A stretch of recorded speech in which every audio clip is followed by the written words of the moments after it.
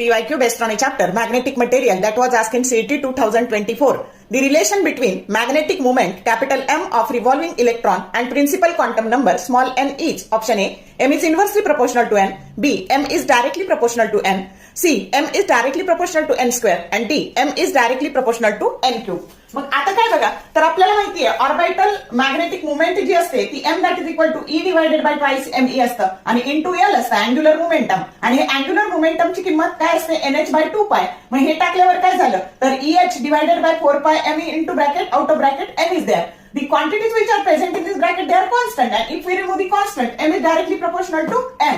अजून एक तुम्हाला प्रश्न विचारतात बघा की M is directly proportional to L असं पण विचारतात किंवा M is directly proportional to N. मग इथे करेक्ट ऑप्शन बी आहे.